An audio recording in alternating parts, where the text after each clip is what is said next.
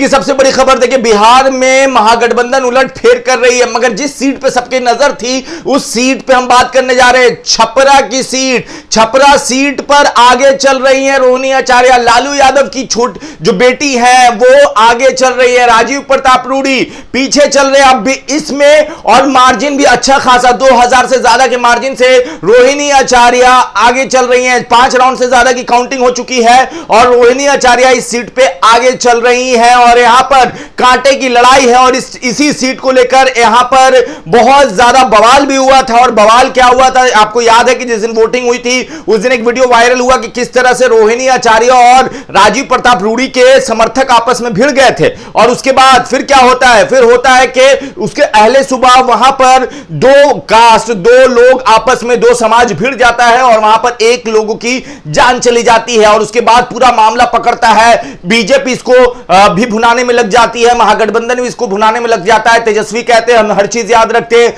कुछ नहीं भूलेंगे। रोहिणी आचार्य सारण छपरा से पीएमसीएच का दौरा करती है। राजीव प्रताप रूडी कहते हैं कि आत्मरक्षा करना गलत कब से हो गया है, आत्मरक्षा तो किया जाएगा। और उसके बाद भारी बवाल, मगर इस सीट पर जैसा हम और बाकी मीडिया जो जमीन पे उतरी है उसने बताया था कि यह सीट आसान नहीं होने वाली, यह रास्ता आसान नहीं होने वाला, इस रास्ते पे कांटे बहुत होंगे, आगे पीछे होना अभी लाजिम है क्योंकि 24-25 राउंड के आसपास का गिनती होना है और अभी 5 ही राउंड की गिनती जो हमारे पास आंकड़ा आया उस पे हुई है और 2000 वोटों से लगभग आगे चल रही है। 2000 का मार्जिन है, मगर ये मार्जिन उतना भी नहीं कि जिसमें आप रोहिणी आचार्य के समर्थक हैं तो संतोष कर सकें या जो राजीव प्रताप रूडी के समर्थक हैं वो टेंशन में आ जाए। मगर यहां पर इस सीट पर खेला होते हुए नजर आ रहा है। पूरे देश में जहां इंडिया गठबंधन कांटे की टक्कर दे रही है, पूरे देश में जहां नेक टू नेक का फाइट चल रहा है, बिहार में भी अभी 15 सीटों पे महागठबंधन और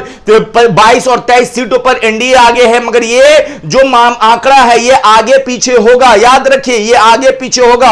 हर राउंड के काउंटिंग के बाद जैसे जैसे अपडेट आएंगे ये आंकड़ा आगे पीछे होता जाएगा। मगर अभी का जो सबसे बड़ा खबर वो खबर यही कि आगे चल रही है रोहिणी आचार्य। रोहिणी आचार्य ने ही अपने पिता लालू यादव को किडनी दान दिया था, उसके बाद सम्राट चौधरी का बयान, बवाल बढ़ता है और फिर रोहिणी आचार्य के बारे में कहा जाता है कि रोहिणी आचार्य चुनाव लड़ेंगी और लालू यादव टिकट थमा देते हैं। और उसके बाद ये सारण और छपरा वाला जो सीट है उस पर लड़ाई बड़ी दिलचस्प हो जाती है और रोहिणी आचार्य की वजह से इस सीट पर राजीव प्रताप रूडी पीछे नजर आते आए हैं। पिछले बार या 2014 का रिजल्ट देखेंगे तो एक तरफा रहा है इस सीट पे चुनाव, मगर 2024 में चुनाव पलट रहा है। रोहिणी आचार्य गेम करते हुए नजर आ रही हैं और जो समीकरण बना था वो समीकरण ये कि अभी राजद इस सीट पर आगे है, रोहिणी आचार्य आगे हैं। बाकी आप अपनी राय नीचे कमेंट बॉक्स में लिखिए। धन्यवाद।